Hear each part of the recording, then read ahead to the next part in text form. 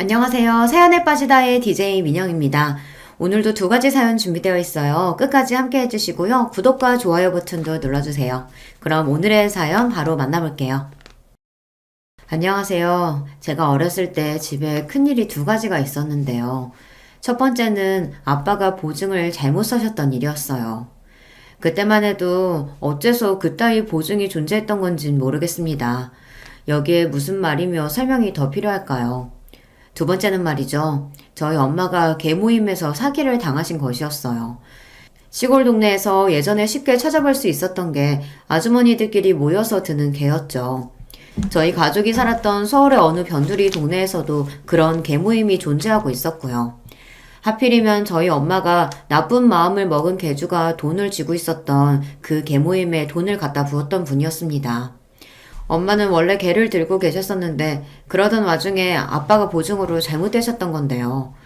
그러자마자 개 모임에 당시 개주가 야반도주를 했습니다. 개 모임이라는 게 여럿이 드는 거니까 엄마 말고 피해자가 또 있었을 거 아니에요. 게다가 정감이 넘치는 동네였기 때문에 더욱 난리가 나고 다들 충격에 빠져 배신감으로 치를 떨었어요. 다른 피해자 아주머니들이 분통을 터뜨리며 차라리 콱 죽고 싶다고 울다가도 저희 집 사정을 떠올리면 얼굴에 눈물을 닦았습니다. 빚보증으로 폐가망신을 당하게 된 저희 집 사정에 비하자면야 당신들의 사정은 양반이었기 때문입니다. 온 동네 사람들이 저희 집을 향하여 망해도 저렇게 망할 수가 있나 하고 혀를 끌끌 차며 안타까워했습니다. 그래서 더 이상 그곳에서 살 수가 없었어요.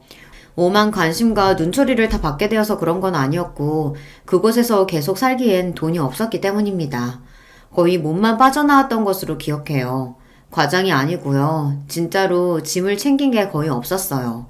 그 정도로 상황이 나빴었네요. 그때 경기도로 나왔었죠. 그런 곳을 집이라고 부르는 것 자체가 절망적이었던 그런 열악한 공간에서 5식구가 몸을 뉘었습니다. 제가 집에서 막내예요. 위로 언니가 있고 오빠도 있지요. 민망한 소리지만 저는 집에서 귀여운 막둥이였답니다. 한껏 막내답게 그저 해맑은 모습으로 아무 고민 없이 지내며 자라왔던 저였어요.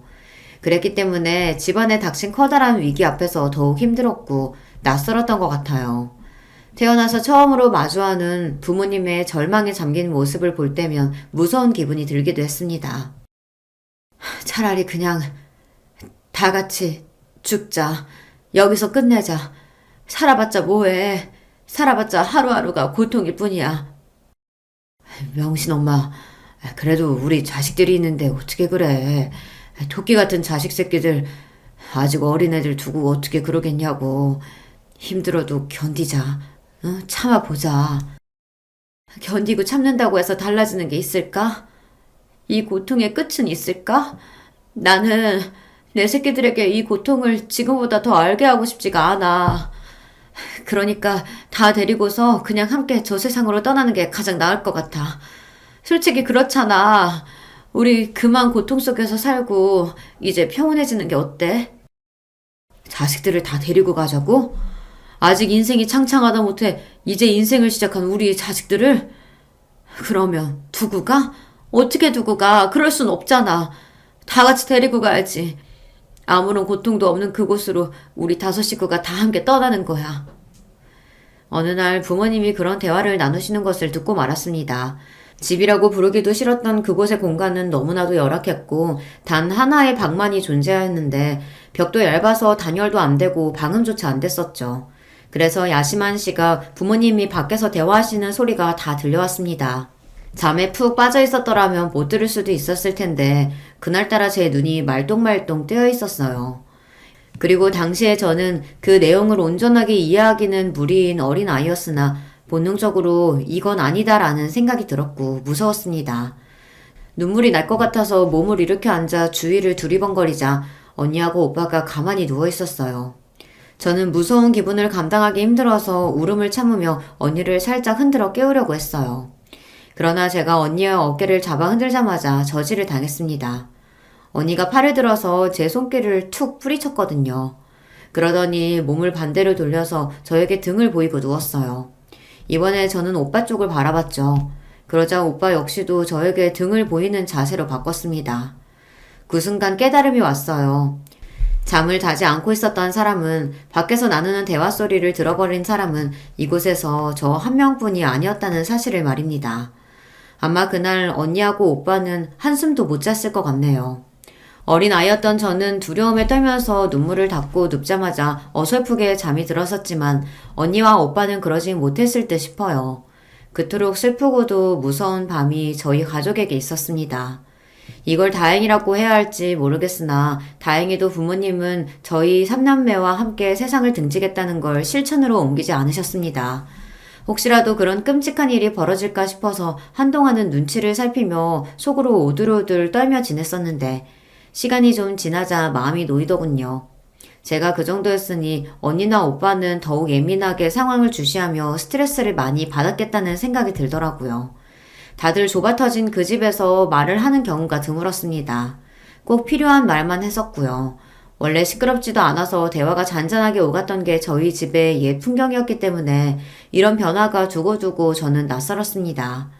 그리고 저는 사랑만 받고 응석바지 막내였었기에 이제 저를 보며 애정 가득한 눈빛을 주시는 부모님의 모습을 보기 어려워진 게 가장 힘들었어요.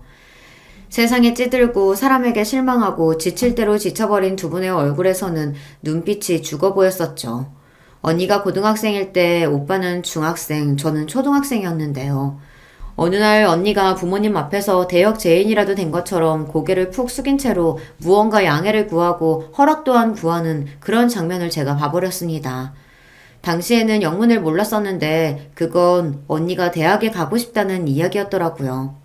집안 사정이 워낙 처참하다 보니 솔직히 대학 진학은 사치고 당장에 돈부터 버는 것이 현실적으로 맞았습니다. 그러나 언니는 대학에 가고 싶다는 꿈이 너무나도 강했던 거예요. 그래서 부모님은 무척이나 속상해 하셨습니다. 누구보다도 큰딸을 대학에 보내고 싶어 하셨던 분들이었으나 그럼에도 선뜻 그러라는 허락을 내뱉기 어려웠으니까요. 현실이라는 게 그렇게 냉정하고 타협이 없더라고요. 아마 누나가 대학 가기는 힘들걸. 우리 집 상황을 봐. 대학은 무슨 대학이야. 고등학교 마저 다니고 졸업하는 것도 감지덕지인데 어쩌면 당장에 고등학교 자퇴하라고 누나한테 그러실 수도 있어.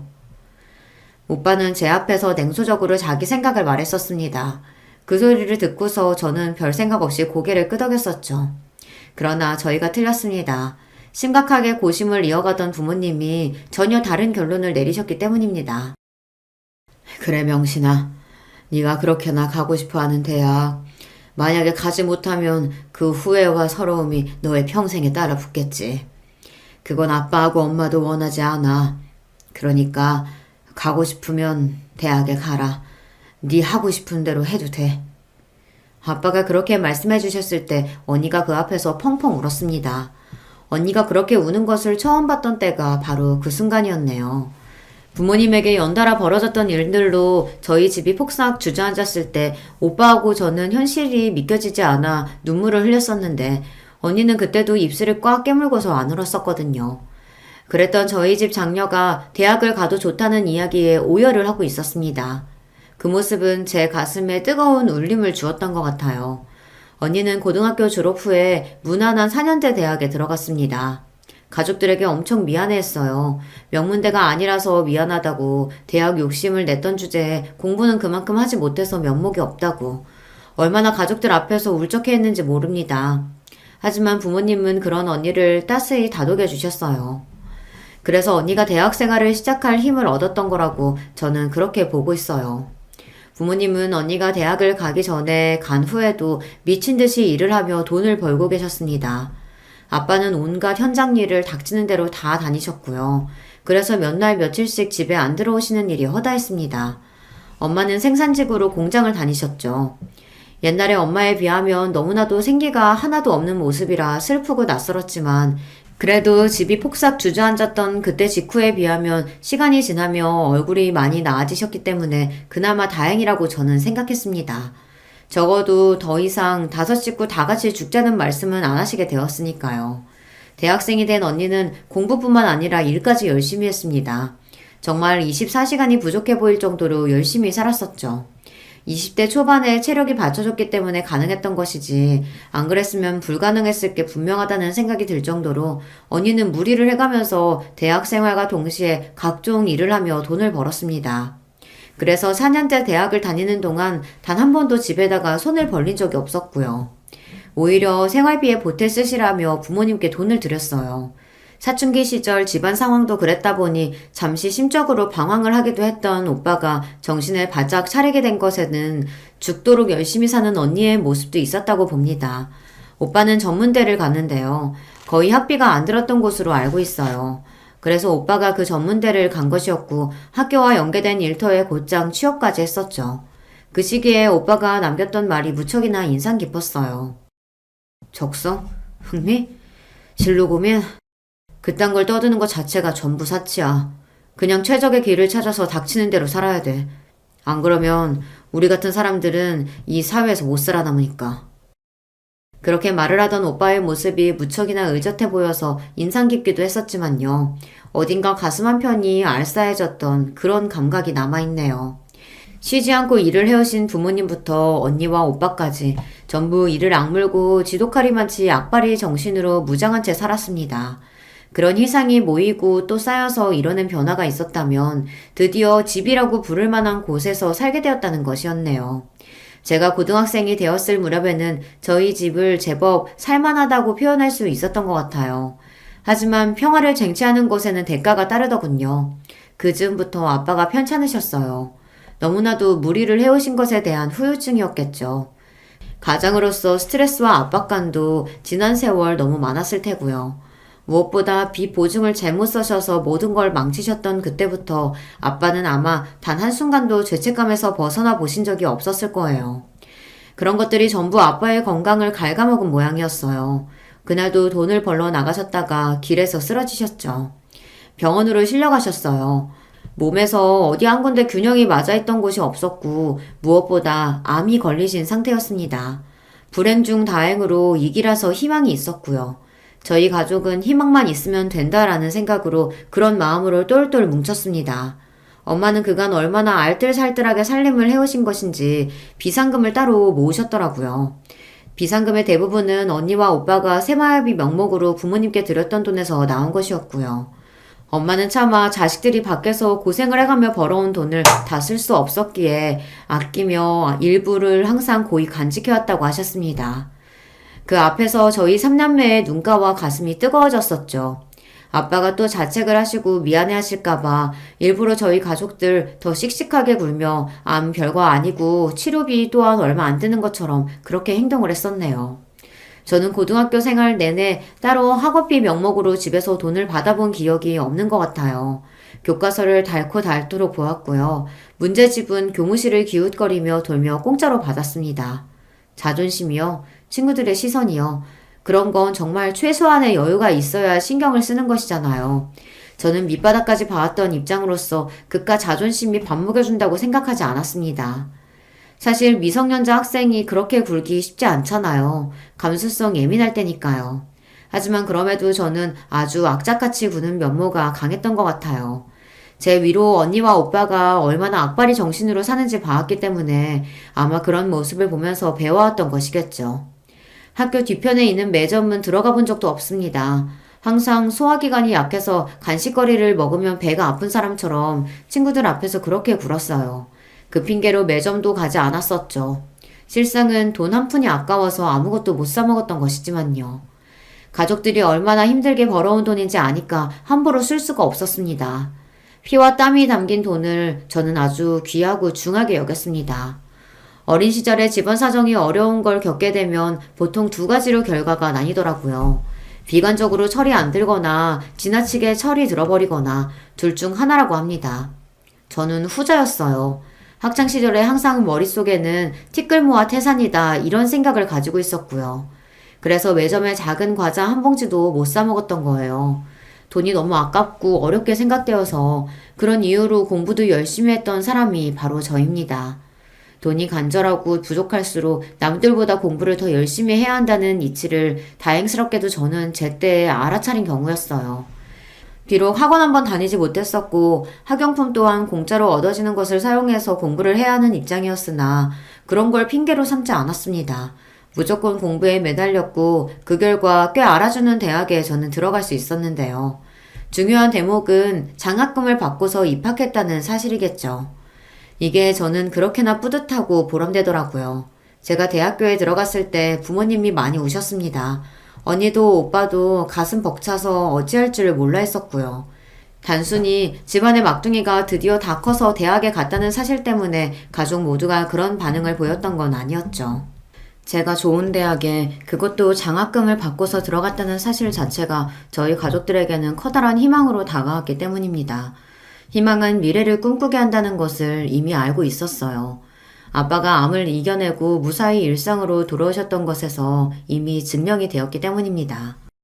어리고 약하게만 보였던 막둥이 동생인 제가 성공적인 대학 입시를 끝마쳤다는 것, 그게 언니에게 굉장한 힘이 되었다고 하더라고요. 사실 언니는 너무 오래 무리하며 달려온 사람이었으니까 사람인지라 한계가 있어서 지칠 법도 하잖아요. 지쳐서 주저앉고 싶었을 무렵 제가 보란듯이 대학에 잘 갔던 것이었죠. 그게 언니를 힘이 나게 만들었습니다.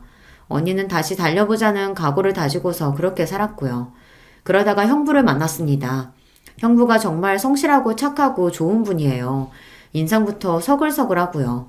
사람이 진국이라고 할 수 있습니다. 다른 무엇보다 일단 저희 부모님에게 너무 잘하고요. 사위복이 있다면서 우리 부모님이 형부를 얼마나 마음에 들어 하시는지 모른답니다. 그런 형부와 만나서 결혼한 언니는 알콩달콩 결혼 생활을 잘 해나갔네요. 보기 좋은 모습이었어요. 그런가 하면 오빠는 부유한 집안의 여자한테 푹 빠져서 매달렸어요. 그 여자 입장에서는 당연히 제 오빠 따위 전혀 눈에 안 찼겠죠. 하지만 10번 찍어 안 넘어가는 나무 없다고 하던가요. 자신을 공주처럼 받들어주는 남자 앞에서 조금씩 흔들리게 됐던 모양입니다. 결국은 그 여자가 오빠의 마음을 받아줬어요. 바로 제 새언니인데요. 새언니네 집안에서는 당치도 않는 남자하고 어디 결혼을 하려고 드냐면서 처음에 두 사람의 결혼을 무조건 반대했었다고 합니다. 그러나 결국 반대를 철회하시게 됐었는데 그 사유 중 하나가 오빠의 동생인 제가 좋은 대학 간판을 달았다는 점이었어요. 그러니 어떻게 보자면 오빠는 제 덕분에 결실을 맺을 수 있었던 건데요. 사람 일이란 정말 신기하죠. 오빠가 저에게 무척이나 고마워하였답니다. 꼭 은혜를 갚겠다는 말까지 하면서 얼마나 저의 공으로 돌려주는지 몰라요. 그렇게 두 사람이 결혼을 했고 새언니네 집안이 부유한 만큼 당연히 저희 집안에도 반사 이익이 돌아왔으므로 경사가 난 것이었습니다.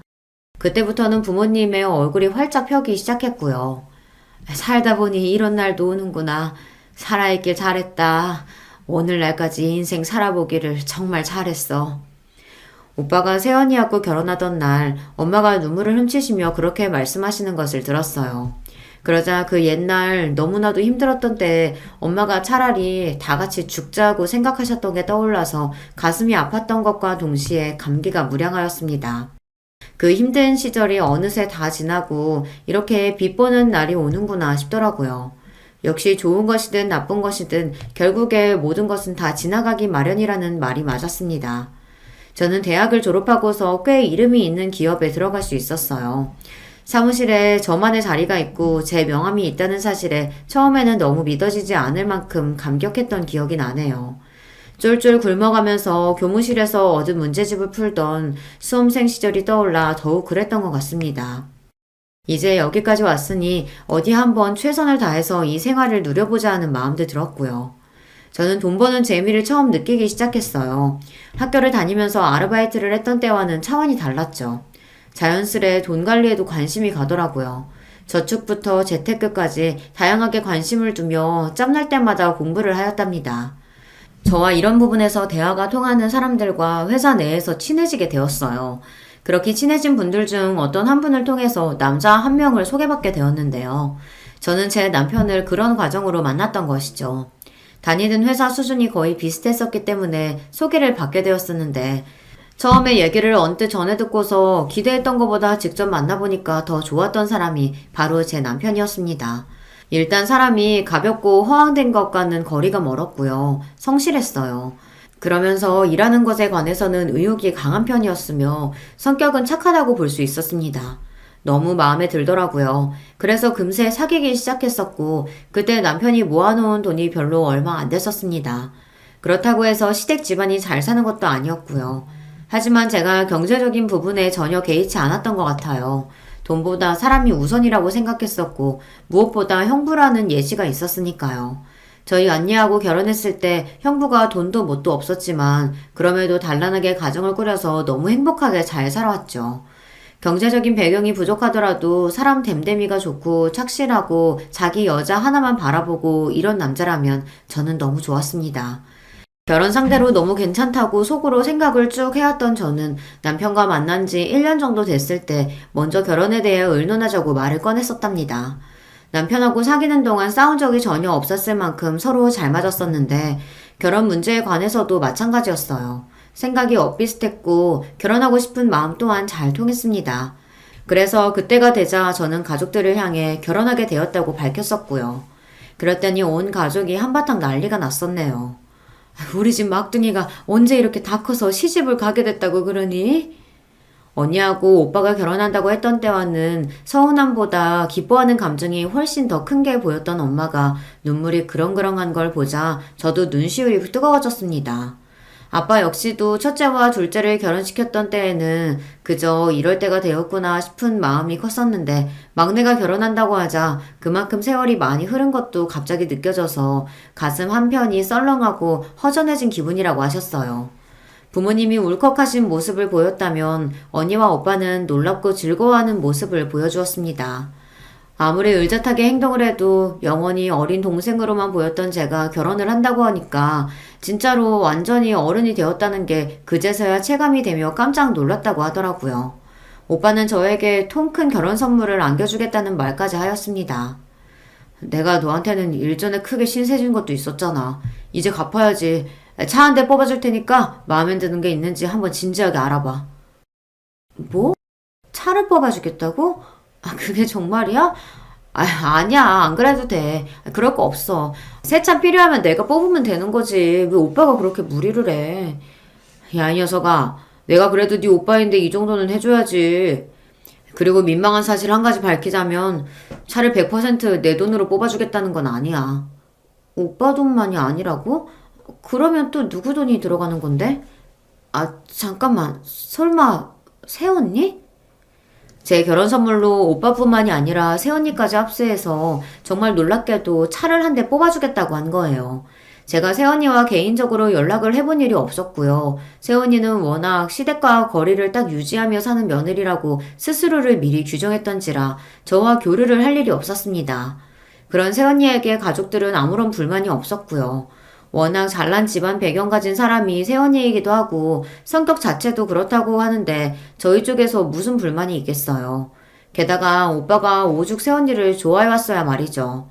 그래서 저는 개인적으로 새언니와 친하지 않았는데 제 결혼 선물을 챙겨주겠다고 한 걸 듣고서 마음이 뭉클해졌습니다. 새언니 역시도 제 덕분에 자기 친정으로부터 결혼 허락을 받을 수 있었다고 생각을 계속 해온 모양이더라고요.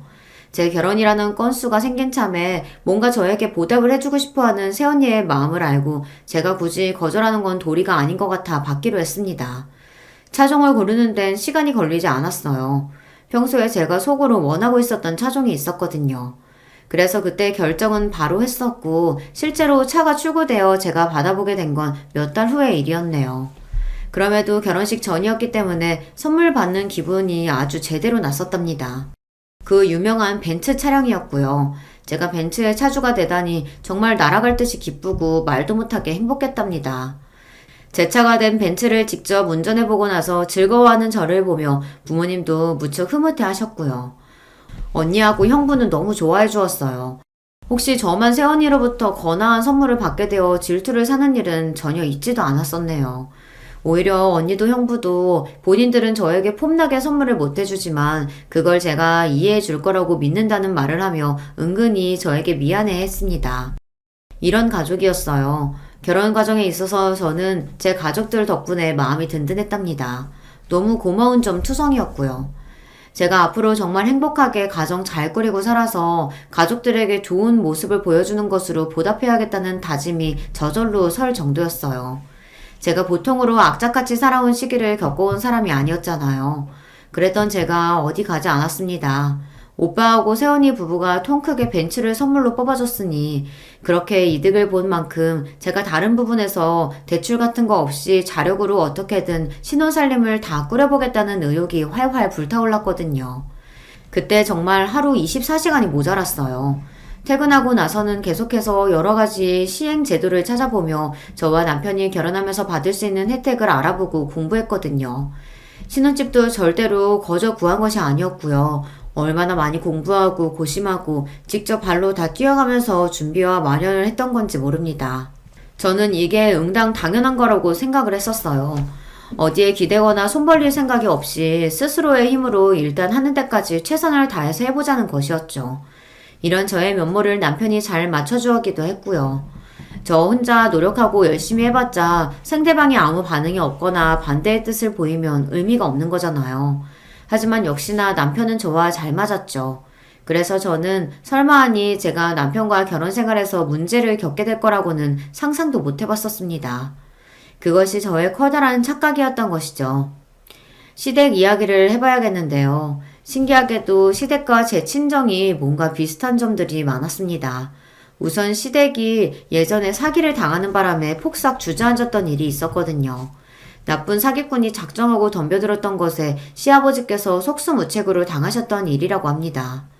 저희 친정 부모님도 빚 보증, 계주, 야반도주 같은 일을 겪으신 바가 있었으니 남의 일처럼 들리지가 않더군요. 사기 피해를 당해서 전 재산을 잃고 빚까지 지게 된 시댁이었는데 시아버지께서 그 후로 미친 듯이 일만 하셨다고 합니다. 어떻게든 가장으로서 노력을 다 해보셨던 것이죠. 그러다가 어느 날 지나치게 무리를 해오셨던 탓인지 근무 현장에서 쓰러지셨고 몸에 문제가 있다는 청천벽력 같은 진단이 떨어졌다고 합니다. 이런 것마저 왠지 저희 친정집 사정하고 비슷하지 않나요? 남편이 저처럼 집에서 막내라는 공통점도 있었습니다. 위로 형이 하나 있었죠. 그런데 이제 다른 점을 짚어보자면 시부모님께서는 저희 친정 부모님과는 다르게 이혼을 하셨다는 사실입니다. 편찮으셨던 시아버지께서 투병 생활을 거치신 후 정말 다행스럽게도 건강을 회복하셨다고 해요. 그랬건만 오히려 너무 많은 고비들을 겪은 것이 원인이었는지 시부모님께서는 이제 서로 부부로 지내는 것이 싫어지셨고 더 이상은 그렇게 살 수 없다는 결론을 내리셨던 건데요. 이혼 과정에서 시숙과 남편은 시어머니의 편이었다고 합니다. 둘 다 똑같이 모친의 편을 든 이유가 있었는데 그건 바로 시어머니께서 옛날에 고된 시집살이를 너무 혹독하게 당하셨던 분이기 때문입니다. 시어머니께서 당시에 시어머니를 모시고 살았던 며느리였어요. 그 생활이 남편이 9살 때까지 이어졌다고 하네요. 화병이 쌓이고 쌓여 시어머니께서는 너무 괴로워하셨고 결국에는 분가가 이루어졌습니다. 그렇게 분가하여 드디어 살만해진 생활을 한 게 3년 정도 지났을 때 시아버지께서 어처구니 없이 사기를 크게 당하셨던 거예요. 당연히 사기를 친 놈이 나쁜 것이고 잘못된 것이지만 시부모님 두 분 중에서 잘못하신 분이 있다고 한다면 그건 시아버지였을 겁니다. 그러나 시어머니께서는 당신의 시댁 사람들로부터 비난의 화살을 받으셔야 했었죠. 내조를 제대로 하지 않았기 때문에 그런 비극이 벌어진 거라는 그런 황당한 비난을 받으셨을 때 시어머니의 가슴에서는 불길이 솟고 있었어요. 그리고 그런 게 깊이 쌓여 있다가 결국에 나중에 이혼이라는 결과를 불러왔던 것입니다. 시숙은 전문대를 졸업하고 나서 금방 취업을 하셨다는데 이 부분은 제 친정오빠와 비슷하지만 많이 다른 부분은 결혼이었습니다. 제 손이 동서하고 혼전 임신으로 결혼을 하셨거든요. 그때 동서 수중에 돈이 300만 원이 있었다나 뭐 그렇다더라고요. 게다가 동서의 친정은 무척이나 가난했고 빚이 좀 있었습니다. 그랬으니 시어머니께서 뒷목을 잡으실 수밖에 없었겠죠. 하지만 이미 상황이 그렇게 흘러가 버린 걸 어찌하겠나요.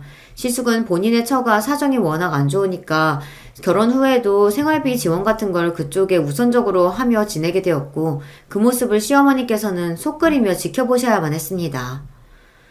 에휴, 만약에 내가 자식이 하나뿐이었으면 어쩔 뻔했어. 둘 낳기를 잘했지. 시숙의 결혼을 두고 시어머니께서는 잘못된 결혼이라고 부르셨으며 분개하셨으나 다행히도 자식이 한 명 더 있었던 거예요. 제 남편 말입니다. 자기 형보다 대학도 잘 나와서 4년제 대학에 학위를 따자마자 곧장 취업도 잘했고요. 성격도 훨씬 장남보다 유하고 서글서글한 차남이 바로 제 남편이었습니다. 남편에 대한 시어머니의 기대가 제 눈에는 다 보였고 저는 며느리로서 정말 잘해드리고자 했습니다. 이제 시어머니도 저의 가족이잖아요. 가족을 위해 나서고 인내하고 희생하고 이러는 게 저는 당연하다고 알며 살아왔으니까요. 제 딴에는 시어머니께 정말 잘해드린다고 잘해드렸고 신경을 써드린답시고 써드렸습니다. 그러나 시어머니께서는 저에게 실망하신 눈치를 금세 드러내시더군요. 신혼여행에서 시어머니의 몫으로 사다 드린 관광기념품 몇 가지와 화장품 세트를 받아보셨을 때부터 실망의 기색을 감추지 못하셨어요. 좋고 예쁘기는 한데 너는 왜 이렇게 돈을 아끼니? 다른 데는 아끼더라도 시어미 선물이면 좀 팍팍 쓸 줄 알아야지. 그게 맞는 거지. 네? 최고로 인기 많은 것들 중에서 열심히 골라본 건데 어머님 눈에는 별로인가요? 혹시 다른 브랜드 화장품으로 사드릴까요? 아니 화장품이고 나발이고 명품백 하나 정도는 사왔어야 맞는 거 아니냐? 내가 얼마나 기대를 했는데 아유 이게 뭐니? 어떤 거요? 명품백이요? 어머님 죄송한데 그건 생각도 안 해봤어요. 신혼여행 갔다가 사오기에는 좀 여러모로 부담스러운 것 같네요. 그럼 언제 사주려고? 내 생일에? 그건 그때 가서 생각을 해보고 준비를 하겠습니다. 그래, 그때 생각 한번 잘 해봐라. 너는 네 친정오빠가 결혼을 그렇게 잘했는데 부잣집하고 인연을 맺었으면서 어쩜 그렇게 째째하니? 그렇게 사는 거 아니야. 저는 시어머니 입에서 새언니 친정의 이야기를 들은 순간 감을 잡을 수 있었어요. 세상에 저는 그런 쪽으로는 생각도 안 하고 있었는데 시어머니께서는 새언니로부터 이어지는 콩고물을 어떻게 받아볼 수 있을까 싶어 그걸 염두에 두고 계셨던 겁니다. 너무 당황스러웠지만 그렇게 생각이 되셨을 수도 있겠다 싶었고 그냥 넘어갔었네요. 하지만 그 후로 시도 때도 없이 명품 타령을 하시는 거예요. 어디 가볍게 외출을 하려고 해도 들고 나갈 가방이 마땅치 않다느니 모자에 비싼 로고가 박혀있으면 멋있게 쓸만할 텐데 그렇지 못해서 모자도 쓸 게 없다느니 대체 그런 소리를 저한테 전화를 왜 하시는지 알 길이 없었네요. 아니 어머님은 나 일하는 거 뻔히 아시면서 왜 자꾸 전화하시는 거야? 나하고 특별히 하실 대화도 없으시면서 그러시네. 내가 바쁘다고 해도 안 들으셔. 당신이 어떻게 좀 해봐. 며느리가 생겨서 우리 엄마가 좋으셔서 그래. 솔직히 형수님은 거의 안 보고 살잖아. 보면 속 터진다고 엄마가 그러시는데 당신은 너무 마음에 드셨으니까 신나서 그러시는 거야. 남편은 멀쩡한 며느리가 생긴 게 처음이라 시어머니께서 신이 나서 처음에만 이러시는 거라고 하였습니다. 그런 소리를 들으니까 제가 굳이 또 예민하게 굴고 싶지는 않더라고요. 시어머니께서도 이제는 제 가족이니 제가 받아주는 연습도 해야겠다 싶었네요. 하지만 듣기도 싫은 명품 이야기를 자꾸 듣는 것은 아무 효율도 없는 것 같아 딱 잘라 말씀드렸었죠. 어머님, 제가 명품 들고 다니는 거 본 적 있으세요? 없으시죠? 그리고 저희 부모님도 마찬가지세요. 제가 명품 사치를 전혀 안 했기 때문에 당당했습니다. 저희 부부가 알뜰하게 신혼생활을 꾸려가고 있는 참인데 시어머니께서 자꾸 그러시면 곤란하다는 말씀을 드렸더니 그제야 민망해 하시더라고요. 왜 그렇게 쓸데없이 검소하고 그러니? 투덜거리셨지만 그 후로 명품 선물을 달라고 매일같이 그러시지 않아 다행이었네요. 놀랍게도 이때가 결혼식 날로부터 겨우 한 달이 지났던 시기였고요. 시어머니께서는 자꾸 저에게 뭔가를 바라고 기대하셔서 그게 부담스러웠습니다. 어련히 제가 다 알아서 해드릴 텐데 자꾸 요구를 하시며 또 그 요구가 상세하면서도 지나쳤기 때문에 제 입에서는 한숨이 끊이지 않았죠. 이런 경우가 살면서 처음이었기에 더욱 머리가 아팠습니다. 남편은 저한테 이해 좀 해달라고 했어요. 곤란한 저의 입장은 이해 안 하면서 시어머니의 입장은 눈물겹게 잘 이해해주려고 하더군요. 착한 남편이니 당연했네요. 착한데 불효자인 사람도 있나요? 그러니 워낙 성격이 착한 남편은 당연히 볼 것도 없는 효자였습니다. 시어머니께서 옛날에 고된 시집살이를 당하셨던 걸 두고두고 마음 아파하면서 우리 엄마 진짜 고생했다라고 말하는 그런 자식이었고요. 남편이 착하니까 효자라는 것은 진작 알았지만 그런 생각까지 가지고 있었던 줄은 몰랐네요. 결혼하고 나서야 알게 된 부분입니다.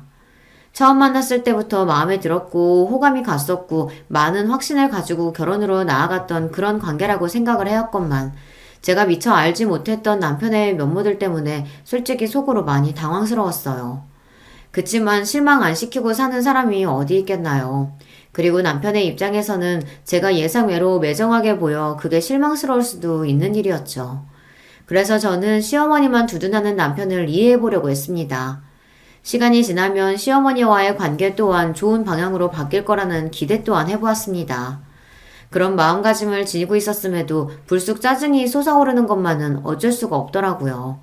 왜냐하면 시어머니께서 가지고 있던 생각들이 제 기준에서는 이해가 안 됐었기 때문이에요. 힘든 각오가 있었기 때문에 당신이 세상에서 제일 불쌍하고 안 됐다 하셨습니다. 그런데 제 친정집도 정말 힘든 각오가 있었지만 이겨내고 극복했거든요. 왜 혼자만 비극적인 운명을 짊어지신 것처럼 구시는지 이해가 어려웠어요. 다 큰 자식에게 부모가 효도를 바라며 돈을 받는 건 당연하다고 하셨습니다. 그런데 제 친정 부모님들은 자식들이 생활비 하시라고 드렸던 돈들도 쓰기 아까워서 어쩔 줄 몰라 하셨던 분들이거든요. 시어머니께서는 제 새언니가 부자이면 온 가족이 그 혜택을 누려야 마땅한데 그렇게 안 살고 있으니 제 친정 식구들의 정신 상태가 이상한 것 같다고 하셨습니다. 아니, 그게 무슨 상관인가요? 새언니의 친정이 잘 살아서 좋은 건 맞으나 거기에 기대어 살기를 친정 식구들이 단 한 번도 바란 적이 없었습니다. 그런 생각 자체를 안 했고요. 이런 마당이었으니 시어머니와 제가 너무 안 맞았던 거예요. 제가 며느리 된 입장으로 당연히 스트레스를 참는 쪽일 수밖에 없었고요. 그래도 이런 시련들이 언젠가는 다 지나가겠지 싶어서 꾹 참고 때마다 맞춰드리며 지내고 있었습니다. 그러던 어느 날 시어머니께서 한 가지 사실을 알게 되셨어요. 제 벤츠 차량이 새언니의 돈이 들어간 것이라는 걸 아셨던 건데요. 제가 안 밝혔으니 범인은 누구겠나요? 남편이죠. 전말을 듣자 하니 시어머니께서 남편에게 벤츠를 끌고 다니고 싶다고 자꾸 졸라대셨다고 합니다. 그러자 남편은 그 차는 본인이 같이 타지도 않고 저만의 차라고 알려드렸고요. 그럼 너는 그 차 못 타니? 그 구두쇠가 티끌모아 태산 만들어서 차 뽑았다고 혼자 애지중지하는 거야? 아유, 진짜 못 살겠다. 그럴 거면 걔는 벤츠를 왜 뽑았대? 그거 살 때는 돈이 안 아까웠대? 시어머니께서 하도 우는 소리를 그렇게 하시자 남편이 그 벤츠가 저희 오빠 새언니 부부가 뽑아준 거라고 실토를 해버렸던 건데요. 시어머니의 눈이 뒤집어졌죠. 너는 네 친정오빠가 장가 잘 든 덕에 안 덕을 너는 네 친정오빠가 장가 잘 든 덕을 안 보고 사는 것처럼 굴더니 고상한 척이란 척은 다 하더니 결국에는 누구보다 그 혜택을 누린 거였다 이거지? 저한테 득달같이 따지시더군요. 제가 그런 게 아니라고 사연이 좀 있다고 해명을 했지만 듣지 않으셨고요. 그 후로 자꾸만 벤츠를 노리셨어요. 혼자서 콩고물 맛을 보고 사는 건 치사하다며 저를 비난하셨습니다. 장난이 아니라 진심으로 자꾸 그러시기에 제가 참다 못하고 남편한테 이 상황을 어떻게 할 거냐고 따졌죠. 그랬더니 남편이 시어머니께서 제 벤츠를 타고 다니시게 그냥 두라는 것입니다. 당신은 어차피 출퇴근 버스 타고 하잖아. 그러니까 우리 엄마가 평일에 장 보러 다니시고 바람 쐬러 돌아다니시고 친구분들 만나실 때 당신 차 좀 끌고 다니시게 두면 안 돼? 내가 왜 그래야 돼? 그리고 평일만 그게 되겠어? 과연 어머님이 평일만 딱 쓰고 금요일마다 내 차를 직접 돌려주실까? 그게 가능해? 당신은 생각을 좀 하고 말을 해. 왜 그렇게 사람이 종이 없이 굴어? 나는 천하의 무정한 사람 할 테니까 당신은 어머님이 벤츠 끄는 모습 보고 싶거든 직접 뽑아드려. 안 말려.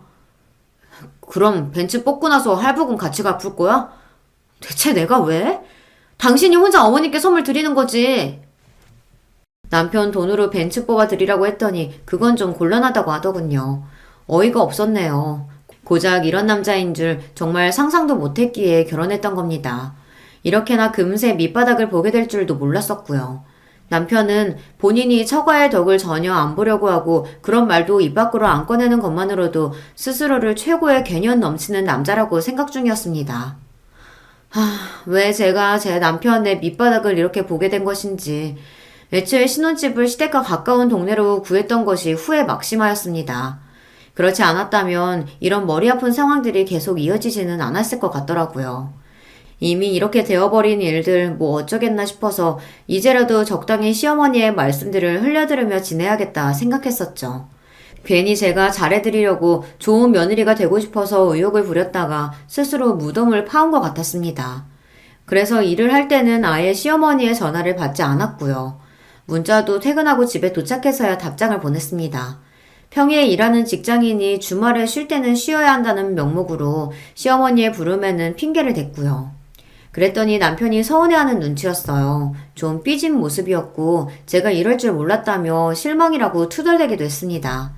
거기다 대고 제가 받아쳤다가는 싸움 날 것 같아 제가 참고 가만히 있었고요.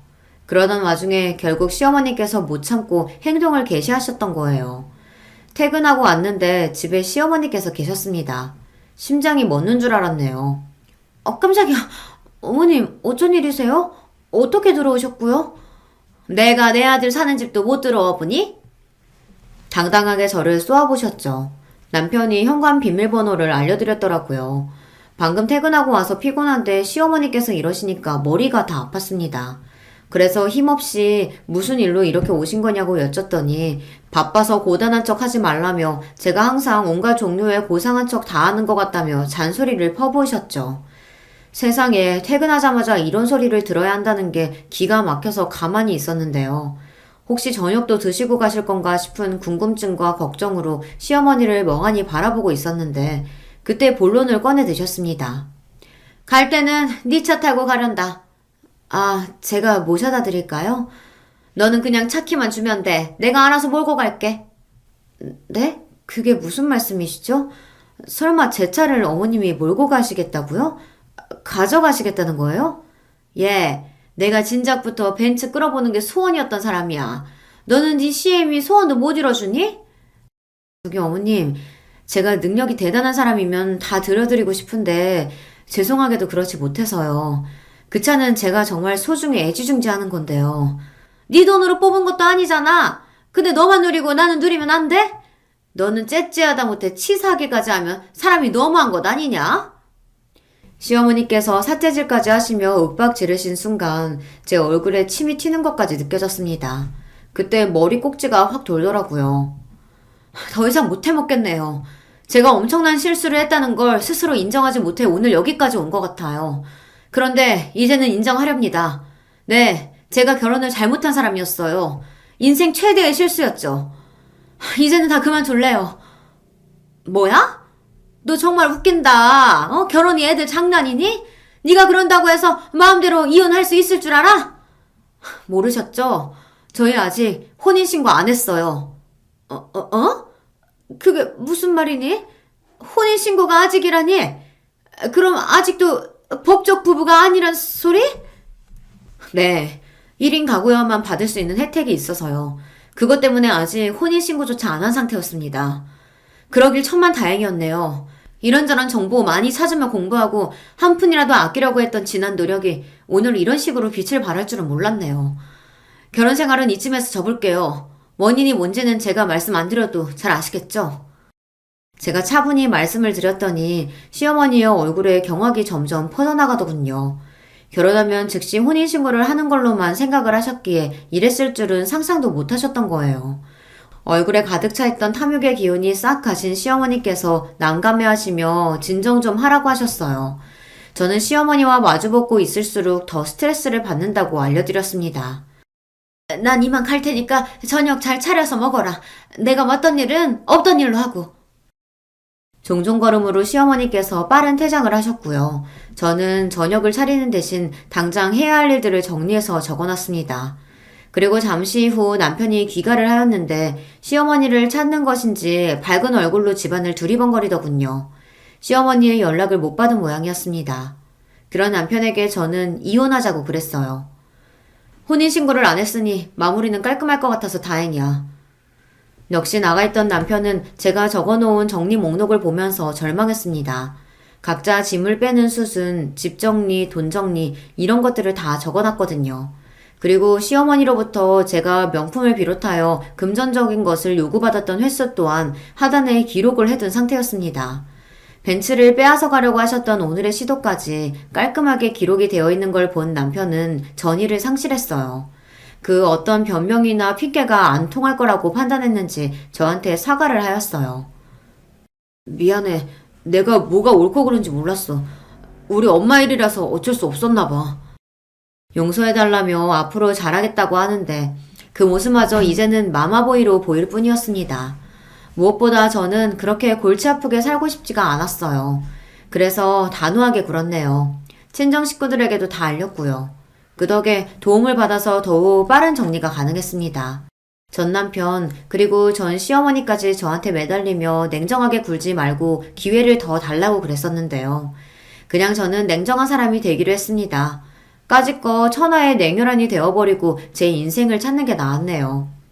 얼마나 후련했던지 몰라요. 저는 그 후로 돈에 관해서 열심히 공부한 것뿐만 아니라 인간관계, 특히 남자 보는 눈을 기르려고 신중하게 살기 시작했답니다. 그러다가 새로운 인연을 만났는데요. 의도했던 것은 아니지만 집안 형편이 빠듯한 사람이었어요. 하지만 이타적인 성격에 반해 결혼을 했는데 너무 행복하답니다. 시골 사시는 시부모님께서는 제가 온다 그러면 그 전날부터 온 집안을 쓸고 닦고 시장에 나가 장을 봐오시고 오만 호들갑을 다 떠셔서 미리 연락을 못 드릴 정도예요. 그리고 직접 농사 지은 것들 중 깨끗하고 맛있게 생긴 것만 소중히 골라다가 저를 주시네요. 그런 부모 밑에 자식이니 지금 제 남편이 얼마나 괜찮은 사람이게요. 속이 깊고 배려를 잘하고요. 저희 형부하고 비슷해서 둘이 엄청 잘 지냅니다. 그리고 여자들끼리 뭉치게 되면 언니, 새언니, 저 이렇게 3인방이 자주 커피타임을 가지며 즐겁게 지내고 있어요. 이런 게 바로 한 가족의 모습이구나 싶어서 행복하답니다. 안녕하세요. 저는 막 30대가 된 아줌마입니다. 제가 예전에 겪었던 일을 한번 털어놓고 싶어서 사연을 보내봅니다. 저는 넉넉하게 산 편이 못 됩니다. 아주 어릴 때는 도리어 잘 살았던 편이고 초등학교 졸업하고 중학교 들어갈 때쯤부터 어려워지기 시작했었죠. 아버지가 사업을 하셨었는데 그때쯤 파산해서 야반도주했던 기억이 납니다. 어른들 사정이야 복잡했을 테니 뭐 제가 어떤 사정이었는지까지 정확하게 알 수는 없었어요. 저희 친가 쪽 친척 중 한 명이 아버지 사업장에서 일을 하셨는데 중간에 횡령을 하면서 돈을 빼돌려서 채무를 갚을 수가 없어서 망했다고 그런 식으로만 이야기를 들었죠. 그래서 친가 친척하고 대판 싸우셨는데 어처구니 없게도 친가 쪽 식구들이 전부 그 횡령범 편을 들었다고 했어요. 그래서 아버지와 저희 식구들은 친가 쪽하고 완전히 인연을 끊게 되었습니다. 원래 친가가 괜찮게 살았었는데 아버지는 도와주지 않고 그 횡령범만 감싸고 돌아서 아버지도 참으실 수가 없었다고 하더군요.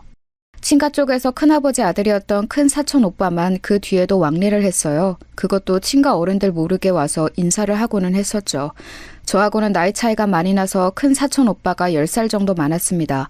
그래서 그때도 이미 성인이었고 공부를 잘해서 서울 올라가 따로 자취를 했기 때문에 자유롭게 저희 집으로 오갈 수 있었습니다. 머리도 깨이고 도리를 아는 사람이라서 그런지 저희 집에 무척 미안해했어요. 정작 큰 집하고는 그리 상관이 없는 일이었는데도 말이죠. 아무튼 그래서 저희는 제가 중학교를 들어가면서부터 가세가 기울어져 형편없는 살림이 되었습니다. 어머니는 아버지가 정말로 애지중지하며 사랑하셨는데 원래 몸이 좀 약하셨어요.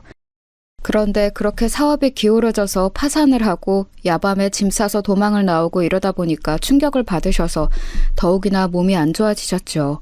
그런데 살림이 어려워졌으니 적극적으로 약을 써보지도 못하고 뭐 하나 치료를 제대로 해보지도 못했습니다. 아버지는 너무 괴로워하셨지만 별다른 도리가 없었어요. 돈이 있어야 병원에 가서 진료를 받고 입원비에도 쓸 테니까요. 물론 병원에 가긴 했지만 적극적으로 필요한 치료를 알아보거나 비싼 진료비를 쓰지는 못했습니다. 어머니는 결국 제가 고등학생이 되던 해에 돌아가셨습니다. 겨우 3년 정도 버티고 돌아가셨죠. 그동안 별다른 치료도 받지 못하셨지만 그것만으로도 우리에게 남은 돈은 점점 더 바닥이 나게 되었어요. 당시 저와 아버지, 동생이 함께 사는 반지하 방은 비만 오면 물이 새고 침수가 되는 곳이었습니다. 지금도 침수되는 집들은 정말 끔찍하게 습기가 많고 곰팡이가 많죠. 그 당시에는 더했습니다. 아무런 장치도 없이 비만 오면 거리를 흐르는 물이 그대로 집에 흘러들어왔어요. 그걸 막으려고 어린 저와 동생이 같이 계단참에 모래주머니를 쌓아놓기도 했지만 별다른 소용은 없었습니다. 물은 아무리 작은 틈만 있어도 새어 들어오고 새어나가게 마련이잖아요.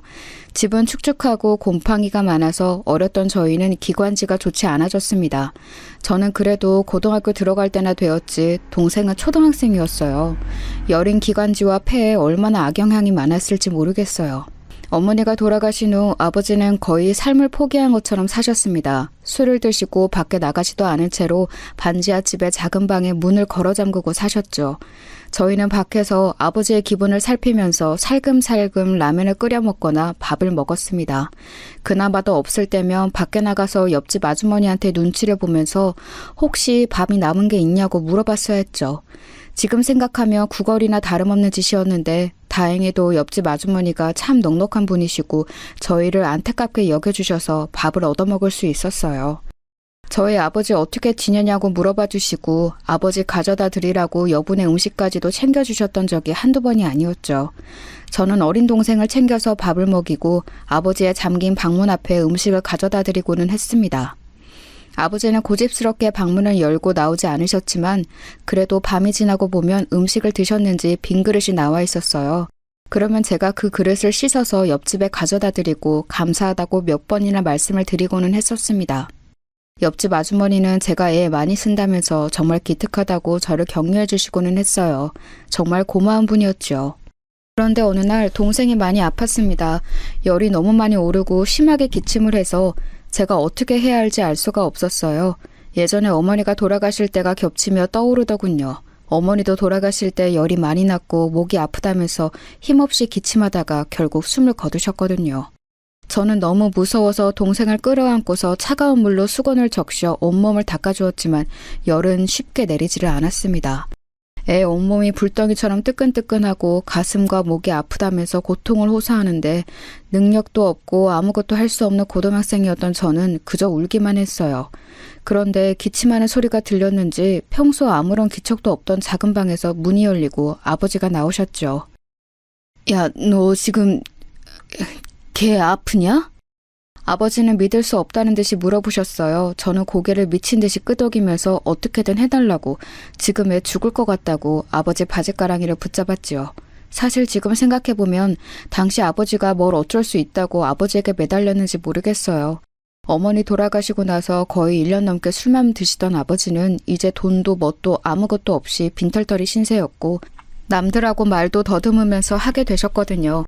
하지만 아버지는 동생을 보자 어머니가 돌아가실 때가 생각나셨는지 얼굴이 시뻘겋게 변해서 얼른 저한테서 동생을 데려가셨습니다.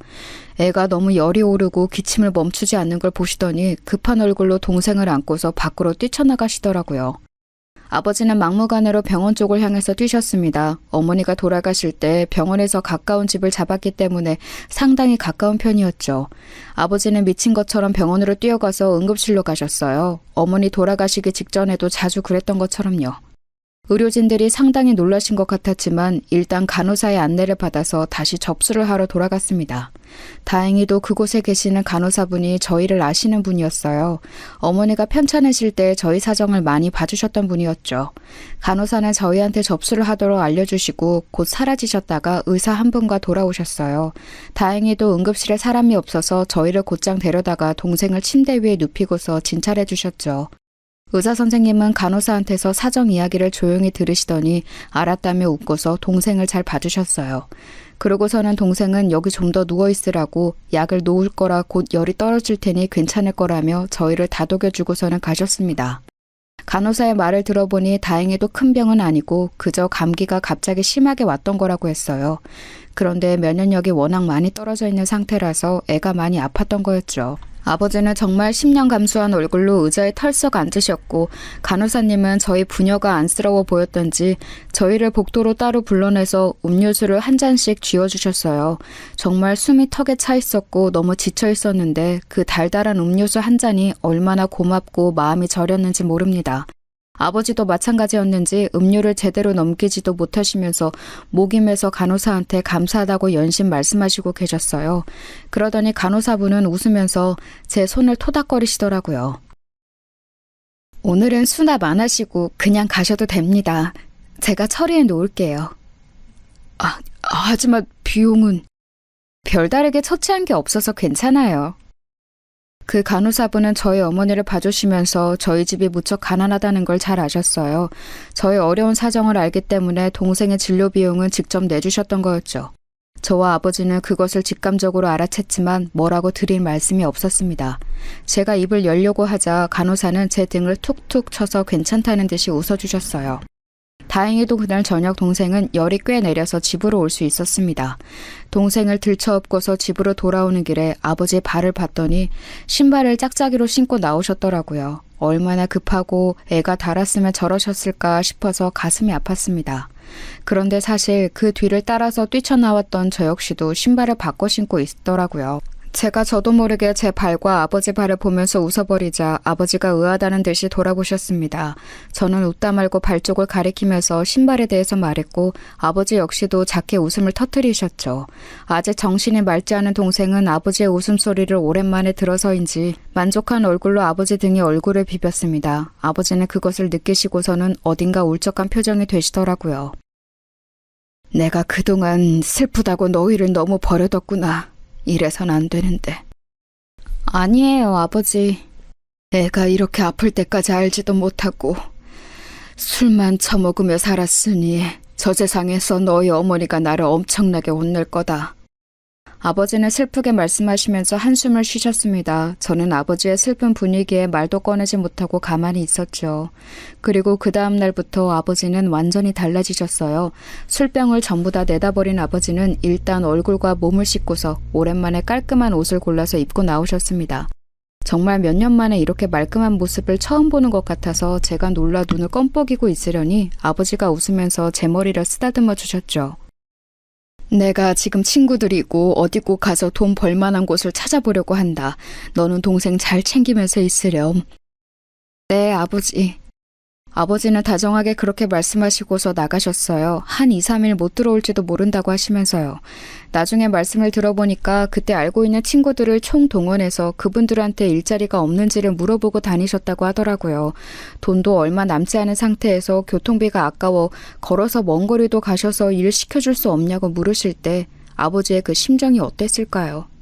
옛날이라고는 해도 사업으로 잘 나가던 분이 친척 횡령으로 사업이 기울고서 그 뒤에 자기와 비슷하거나 못하던 친구들한테 머리를 숙이며 직장을 구해야 했던 그 심정이 말이에요.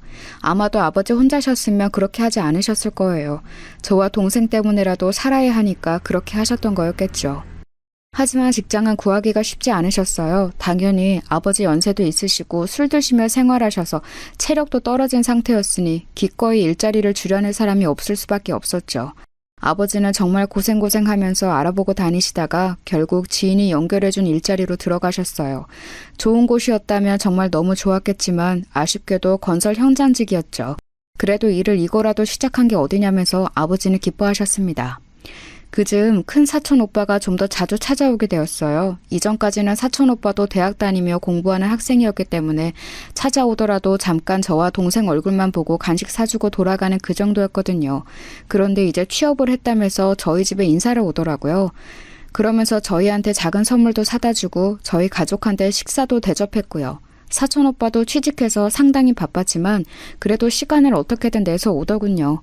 아버지는 사촌 오빠한테 정말 면목 없다면서 고마워하셨죠. 제가 고등학교를 졸업하고 나자 사촌 오빠는 제게 일자리도 알아봐 주었어요. 저는 어차피 공부도 잘 못해서 대학에 갈 성적도 아니었고 형편도 안 되었죠. 사촌 오빠는 자기가 일하는 사무실에서 사무보조로 사람을 구하는 자리에 저를 앉혀주었고 저는 나름대로 성실성 하나는 자신 있었기에 그 호의를 기꺼이 받았어요. 사촌 오빠는 걱정하지 말라고 제 동생도 졸업하고 나면 이런 일자리 얼마든지 구할 수 있다면서 저희를 안심시켜주기도 했죠. 언젠가는 사촌 오빠한테 물어봤던 적이 있어요. 왜 우리한테 이렇게 신경을 많이 써주냐고요. 사촌 오빠는 조그만 게 별걸 다 물어본다면서 웃었지만 곧 대답을 해주더라고요. 너의 부모님이 어릴 적에 내 편을 들어주신 적이 있거든. 편이요? 내가 친구랑 싸웠는데 사실 걔가 내 연필을 훔쳐가서였어. 그런데 부모님이 그것도 모르고 나만 혼내고 있으니까 내 이야기를 좀 들어보라면서 뭔가 사정이 있었을 거라고 말씀해 주셨지. 너희 어머니는 나 감싸고서 꼭 안아주셨고 말이야. 그때 정말 너무 감사했었어. 어릴 적에 저희 부모님이 사촌 오빠를 억울한 상황에서 구해준 적이 있다는 거였어요. 그때 꼭 저희 부모님한테 잘해드리겠다고 생각했다고 하더라고요. 그런데 그 어린아이가 생각했던 것을 커서도 지킨다는 게 보통 일은 아니잖아요. 그런 면에서 사촌 오빠가 정말 대단해 보이더라고요. 그래도 제가 직장을 잡고 나서는 집안 사정이 약간 나아지기는 했죠. 아버지도 건설 현장 나가서 돈을 벌어오셨고 저도 작지만 안정적으로 월급을 가져왔으니까요. 처음 제가 그 적은 월급을 집에 가져가서 고기를 사가지고 왔을 때 아버지는 거의 울 것 같은 표정이셨어요. 제가 고등학교 졸업할 때까지 아르바이트 한 번도 못하게 하셨던 분인지라 제가 벌어온 돈이 너무 감동적이셨던 것 같아요. 아버지는 그 고기를 드시면서 기특하다, 장하다, 너무너무 자랑스럽다면서 저를 한껏 추워 올리셨죠. 동생도 정신없이 고기를 먹으면서 너무 맛있다며 기뻐했고요. 그래서 저는 직장 다니는 게 힘들지를 않았어요. 꾸중을 듣더라도 이것만 참고 견디면 집에 조금이라도 맞는 걸 사다 줄 수 있다. 동생 책 한 권 더 사다 줄 수 있다. 아픈 아버지 파스라도 하나 더 사드릴 수 있다. 그런 생각으로 살았으니까요. 정말 어찌나 직장 자체가 고마웠는지 몰라요. 그리고 사촌 오빠가 법무사로 합동 사무실에 들어간 거라 거기 따라 들어간 저도 일 자체가 깔끔했어요. 사람들도 제가 사촌 오빠하고 친척이라는 걸 알았기 때문에 저한테 잘해주시는 면도 있었고요. 그렇게 직장에 다니다 보니 한 5년 뒤쯤 결혼을 생각하게 되었죠. 한 사무실에서 일하던 사람인데 법무사는 아니고 그냥 일 처리해주는 사무직 직원쯤 되는 사람이었어요. 직원이라고 해야 할지 아르바이트라고 해야 할지 저보다 늦게 들어와서 직급은 낮았었지요. 나름대로 제가 빨리 들어가서 일을 열심히 한 터라 사무실 분들이 저한테 직급을 달아주셨거든요. 그래서 제가 20 중반에 벌써 대리직함을 달고 있었죠.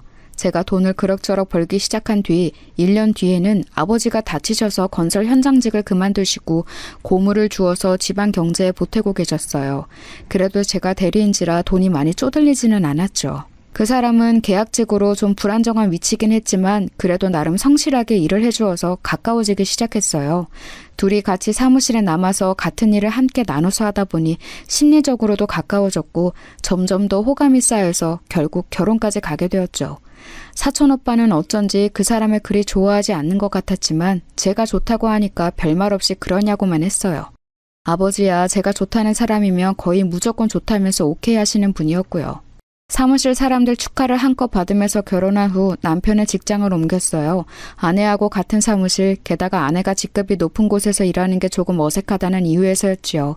그리고 나서 얼마 있지 않아 제가 임신했고 남편은 제게 직장을 그만두는 게 어떠냐는 제의를 해왔어요. 내가 직장 그만두면 우리 벌이가 괜찮을까? 우리 애 태어나면 돈 많이 들어갈 텐데. 상관없어. 야, 내가 우리 가족도 못 먹여 살린 남자 같아? 네가 직급 잠깐 높았다고 나 무시하지 마. 남편은 장난스럽게 말하기는 했지만 자기 무시하지 말라면서 저한테 퉁박을 주고는 했죠. 원래부터 자기가 저보다 직급이 낮았던 것을 그리 좋아하지 않았던 터라 저는 그럴 때면 얌전히 입을 다물고는 했어요.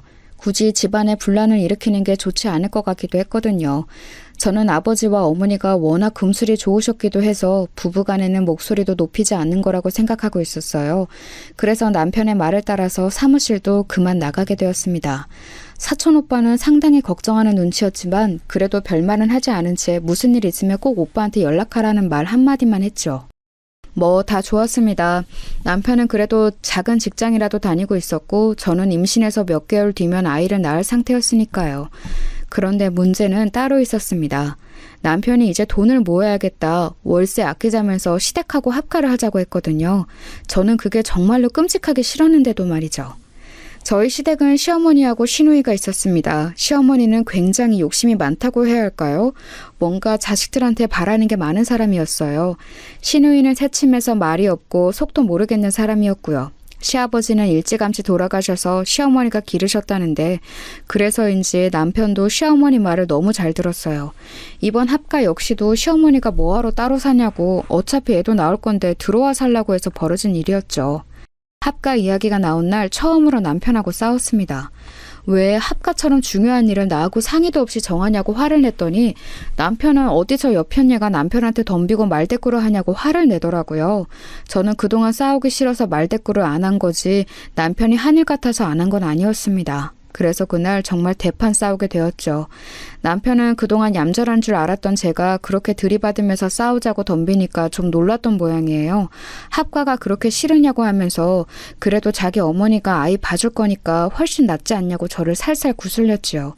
저는 정말 들은 척도 하고 싶지 않았는데 사실 생각해보니까 제가 친정 어머니도 없는 상황에서 아이를 낳으며 기댈 수 있는 곳이 시어머니밖에 없는 거예요. 가만히 고민해보니까 아무래도 시어머니가 애를 봐주시기는 해야 할 것 같아서 어쩔 수 없이 남편 말을 따라서 합가를 하게 되었죠. 예, 그런데 정말 실수였습니다. 아마 결혼하신 분들은 다들 아시겠죠? 시댁에 합가해서 사는 게 어떤 의미인지요. 하지만 저는 그때 너무 어렸고 제대로 결혼 생활이라는 것에 대해서 알기도 전이라서 감도 잡지 못했어요. 미리 알았다면 절대 합가하지 않았을 거예요. 저희는 혼수로 마련했던 가구들을 시댁으로 전부 가지고 들어갔습니다. 시댁은 단독주택이었는데 다행히도 아파트보다는 넓었어요. 방은 4개였고 그중 하나가 저희가 살기로 했습니다. 또 하나는 시누이, 또 하나는 안방이었고 나머지 하나는 창고방이었어요. 그런데 아무리 방이 넓어도 거기다가 TV나 냉장고를 놓을 수는 없잖아요. 그래서 저희는 저희 방에 침대만 넣어두고 TV는 거실에, 냉장고는 부엌으로 가져다 놓았습니다. 시댁의 낡은 냉장고 옆에 저희 새 냉장고가 들어서니까 부엌이 엄청 좁아지더라고요. 시어머니는 댁에서 원래 쓰던 냉장고는 버릴 생각이 없다면서 네 혼수 살림 내가 빼앗아 쓰지 않을 테니 안심해라 라면서 말씀하셨죠. 그런데 그 말투가 너무 비웃는 것 같다고 해야 할지 비꼬는 것 같다고 해야 할지 별로 좋은 느낌이 아니었어요. 원래도 시어머니 인상이 좋지는 않았어요. 상견례 때부터 이미 저한테 시어머니한테는 한 달에 용돈을 기본 50만 원 이상을 줘야 하는 거라고 설교를 하시지 않나. 원래 시집 올 때는 시댁에 가져올 선물도 혼수만큼 가져와야 하는 거라고 말씀하시질 않나. 저희 집이 사정이 좋지 않아 그저 잘 봐달라는 뜻으로 아버지가 문제 삼고 넘어가지 않으셨는데 말이죠. 저희가 합가한 이후에 이런 성향이 더 심해지면 심해졌지 덜해지지는 않았어요. 애초에 합가한 것 자체가 시어머니 주장에 따른 거더라고요. 시어머니는 따로 살면 돈만 더 든다고 차라리 합가해서 살면서 그 돈을 자기한테 달라고 하셨고요. 게다가 자기 아들이 며느리 남편이 되어서 마치 빼앗긴 것 같아 기분 나쁘다며 자기 옆에 두고 내 아들도 아들로 두고 며느리도 자기 딸처럼 데리고 있고 싶다고 하셨는데 당연히 어느 시어머니가 며느리를 자기 딸처럼 데리고 있을까요? 노예만 아니면 다행이죠. 게다가 제가 일을 그만둔 게 아주 좋은 먹잇감이 되었어요. 시어머니는 집에서 있는 가정주부가 대체 뭐 하는 거냐, 너 집안일 처음부터 다시 배워야 한다면서 저를 구박하기 시작하셨습니다. 제가 어릴 때부터 동생 챙기면서 일하던 터라 집안일을 아주 못하진 않았어요. 물론 몇십 년 경력의 가정주부인 시어머니가 보시기에는 좀 모자란 면이 있을 수 있었겠죠. 하지만 그렇게까지 저를 타박하고 화를 내실 정도는 아니었을 텐데 저한테 그렇게 화를 내고 꾸짖으셨어요. 처음부터 끝까지 그랬었죠. 냉장고에 음식 재료를 손질해서 보관하는 법부터 설거지한 그릇을 엎어놓는 방향까지 잔소리를 하셨어요. 그런 식으로 하면 재료가 금방 상한다느니, 과일은 그렇게까지 씻을 필요 없다느니, 설거지 그릇은 닦아서 바로 물기 말려 넣어둬야 한다느니. 아니, 그렇게 하지 않아도 저희 집안일 제대로 돌아갔었거든요. 하지만 합가해서 시댁에 신세지고 있으니 너는 내 말에 따라야 한다는 듯한 말투셨어요. 사실 제가 합가하고 싶어서 한 게 아니라 시어머니 말을 따른 것뿐이었거든요. 제가 직장 그만두고서 남편 외벌이라 돈이 좀 모자라기는 했어도 살려면 살 수 있는 상황이었어요. 그런데 시어머니가 합가를 하자마자 그런 식으로 나오시니까 제가 너무 스트레스를 받았습니다. 시어머니는 제가 임신을 한 상태든 아닌 듯 상관없다는 투로 저한테 집안일을 시키고 구박을 하셨었지요. 남편한테 하소연을 해봐도 듣기만 할 뿐 결국 결론은 네가 참아라 여서 더 화만 날 뿐이었어요. 남편은 이제 결혼해서 제가 임신까지 했으니 어쩔 거냐는 듯한 태도여서 더 분노가 속에 쌓였죠. 그렇다고 친정에 말할 수도 없었어요. 친정아버지는 고물을 주워다가 집안에 보태고 계셨고 동생은 역시 사촌오빠가 소개해준 일자리에 들어가서 일을 막 배우고 있는 참이었고요. 두 사람은 자기 삶을 꾸리기에도 바쁜 터라 제가 뭐라고 걱정을 더 보탤 수가 없었죠. 친정어머니라도 계시다면 제가 조금 더 이야기를 하기 수월했겠지만 어머니는 돌아가신 지 오래되었으니 뭐 어쩔 도리가 없었거든요. 사실 합가를 했다고 해서 돈이 덜 드는 것도 아니었어요. 시어머니는 함께 사니까 당연히 시장도 제가 봐와야 한다고 주장하셨고 생활비도 내놔야 한다고 하시더군요. 한 달에 5, 60만 원씩 생돈으로 시어머니께 드리고 게다가 기타 시장을 보는 돈도 전부 남편 월급에서 나가니까 이건 따로 살 때나 합가해서 살 때나 생활비는 거의 비슷하게 들어갔어요. 어차피 월세도 시어머니께 드리는 만큼 들어갔으니까요. 그런데 저는 스트레스를 몇 배로 받고 도리어 생활의 질은 뚝뚝 떨어져 갔죠. 시어머니만 문제였던 것은 아니었습니다. 시누이는 새침하고 처음에는 아예 저하고 얼굴을 제대로 볼 생각도 하지 않았어요. 시누이는 대학에서 공부하는 사람이었고 고졸에 불과한 제가 상당히 바보 같아 보였던 것 같습니다. 남편도 고졸이기는 했는데 그래서인지 시누이한테 쩔쩔맸어요. 집안에서 시누이가 굉장히 똑똑한 사람이고 남편하고 시어머니는 시누이 말이며 다 맞는 줄 알고 껌뻑 주는 역할이었던 거였죠. 사실 아는 건 많은 것 같았어요. TV 보다가 하는 말도 참 유식한 게 많았고 시어머니나 저 남편하고는 말투부터 좀 다르기는 했거든요. 그런데 문제는 대학 졸업할 나이가 지났는데도 여전히 휴학 상태였다는 거였어요. 우울증이라나 뭐라나 공부는 하고 싶지 않지만 그래도 대학을 그만둘 수는 없다면서 휴학을 반년했다가 1년으로 늘렸다가 복학했다가 다시 휴학했다가 그걸 반복하는 중이었죠. 우울증 진단서도 받아놓고서는 병원도 열심히 다니더라고요. 대체 무엇 때문에 그렇게 우울한지는 알 수 없었어요. 저처럼 어려운 환경에서 고등학교 졸업하자마자 일터로 달려나간 사람도 있는데 시누이는 집이 그리 잘 사는 건 아니었어도 대학까지 다니면서 꽤 여유롭게 살았는데 말이죠. 물론 사정 따라 우울증이 걸리는 건 아니지만 그래도 어느 정도 이해되는 정도가 있잖아요. 대학을 제대로 다니지 못할 정도로 힘들어하는 건 제 입장에서는 대체 왜 저러는지 알기가 힘들었지요. 그러면서 저하고 남편을 그렇게 무시하기까지 하니까요. 그러면서 시누이는 결혼 후에 졸업하겠다면서 결혼 준비 중이었어요.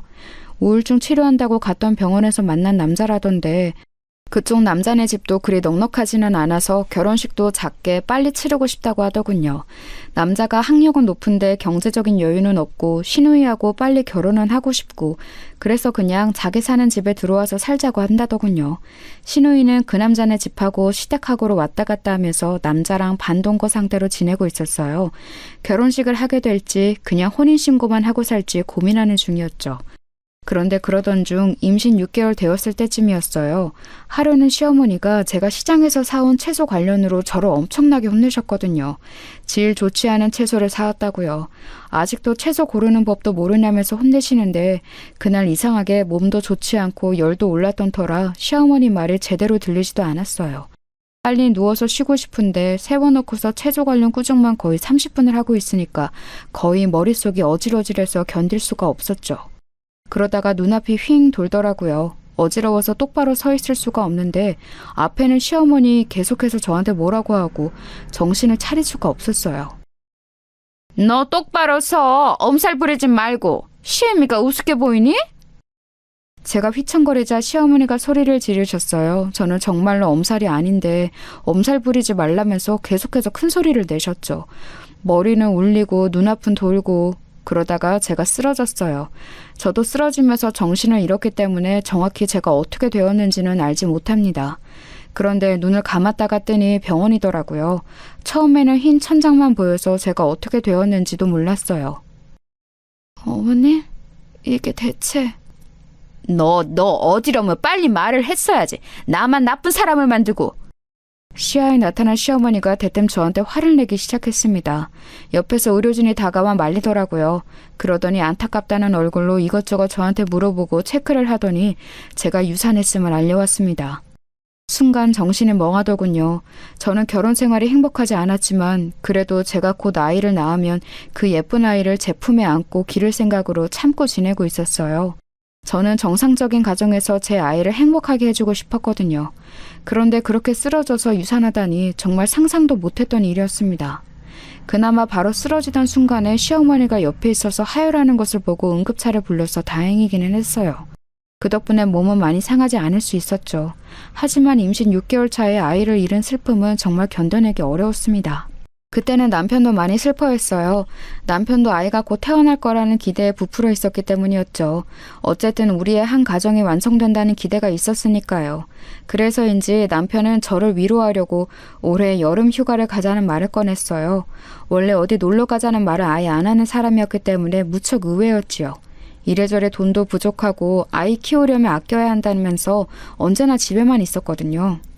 하지만 이번에는 그래 유산도 했는데 기분 전환이라도 하자 싶어서 동의했습니다. 시어머니는 저희 부부가 여름 휴가를 간다고 하니까 그거 자체도 아주 못마땅해 하셨어요.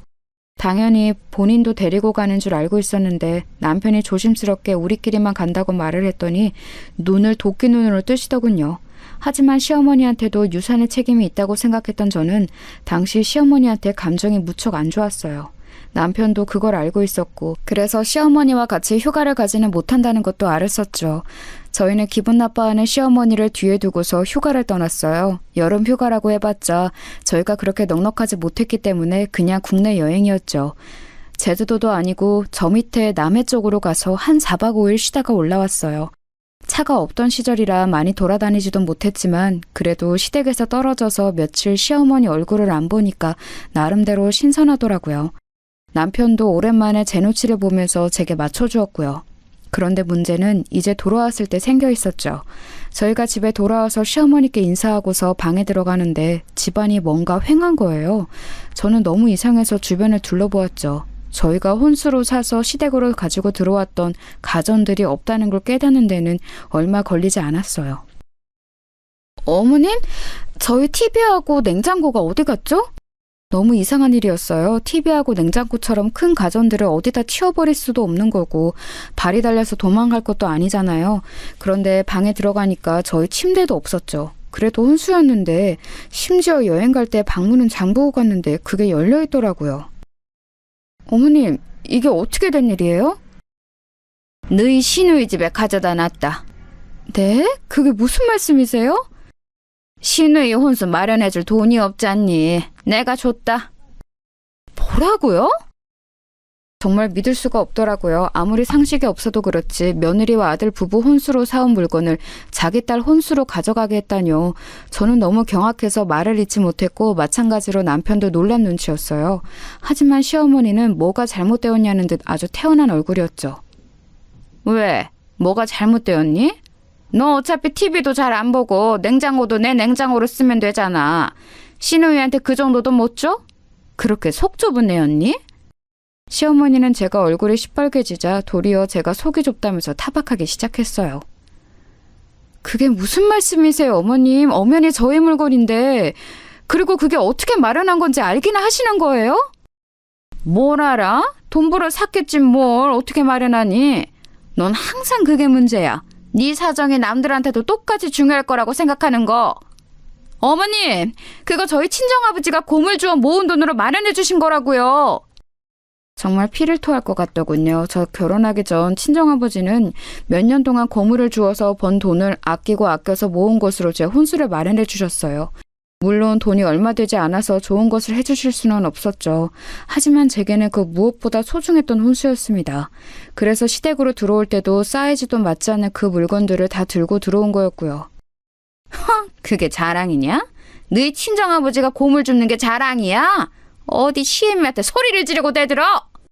제가 소리를 지르면서 화를 내자 시어머니가 도리어 목에 핏대를 세우면서 맞대고 소리를 질렀습니다. 상황이 잘못되어 가는 거를 깨달았는지 남편이 급히 시어머니를 말리려고 했지만 이제 말릴 수 있는 상황이 아니었죠. 시어머니가 저렇게 나오면서 저희 친정아버지를 모욕하는데 제가 그냥 참고 있을 수는 없었어요. 제가 남편하고 결혼하면서 며느리가 된 거지 마음대로 모욕당하는 노예가 된 건 아니었으니까요. 야, 네 딸 정신병자 되어서 돈 한 푼 빈털털이라고 결혼하는 건 자랑이냐? 뭐라고? 나 더 이상 이 결혼 유지 안 해. 이혼해. 그리고 당신은 남의 물건 훔친 죄로 감옥이나 가. 저는 그 자리에서 바로 경찰에 전화를 했습니다. 정말 화가 나서 견딜 수가 없더군요. 남편이 저를 말리려고 했지만 저는 남편 손도 쳐버렸습니다. 제가 남편 손을 쳐내는 걸 본 시어머니가 저한테 달려들어서 제 머리채를 잡더라고요. 그래서 저도 옳다구나 하고 시어머니 뺨을 쳐버렸습니다. 제대로 후려갈겼더니 시어머니가 저 멀리 휘청거리면서 멀어졌고 남편이 또 눈이 돌아서 미쳤냐며 제 몸을 밀어젖히더군요. 남자가 미는 건 또 다르잖아요. 저는 거의 뒤로 휘청거리면서 밀려나는데 남편이 다시 한번 제 옷을 쥐고서 막 멱살을 잡고 흔들어댔습니다. 자기 어머니를 때렸다고 붕괴하면서요. 자기 마누라 머리채 잡힐 때는 꼼짝도 하지 않고 있더니 저는 남편이 돌아와 있는 게 보여서 얼른 사촌 오빠한테 전화를 했습니다. 저희 아버지는 이제 편찮으시고 몸도 약하셔서 이런 상황에 부를 수 없었고 사촌 오빠는 곤란한 일이 생기면 언제든지 전화 연락을 하라고 했으니까요. 오빠, 지금 저희 집으로 와주세요. 남편이 저 때려요. 그래? 알았다. 몸 조심하고 기다려. 사촌 오빠는 제가 막 뱉어낸 말에도 앞뒤 설명을 요구하지 않고 곧장 짧게 대답하더니 전화를 끊었죠. 그 사이에 벨이 울렸고 제가 뛰어나가서 문을 열었어요. 경찰이 신고를 받고 왔다면서 집안을 살펴보는데 문을 열어준 제가 옷차림이 흐트러져 있으니까 얼른 저를 보호하려는 듯이 나서더라고요. 그럴 수밖에 없는 게 시어머니가 제 머리채를 잡아서 머리가 산발이었고 남편이 제 멱살을 잡아서 옷이 다 늘어나 있었거든요. 누가 봐도 가정폭력이라도 당한 듯한 모양새였죠. 아니, 별일 아닙니다. 경찰분들 그냥 돌아가셔도 됩니다. 아니요, 저희가 신고받고 왔으니 그냥 갈 수는 없습니다. 그리고 이 여성분 지금 좀 위험한 상황이셨던 것 같은데요. 신고하신 분이 누구시죠? 저예요. 잘 찾아오셨어요. 저 좀 보호해주세요. 저는 얼른 경찰들 뒤로 숨었습니다. 졸지에 가정폭력범으로 몰리게 된 남편과 시어머니가 난처한 얼굴이 되었죠. 아니, 가정폭력범으로 몰리는 게 아니라 그냥 그거였어요. 둘이서 저 하나를 상대로 머리채를 잡고 멱살을 잡았으니까요. 시어머니는 일이 이렇게 진행될 줄은 몰랐는지 얼굴이 시뻘개져서 상황을 횡성수설 설명했어요.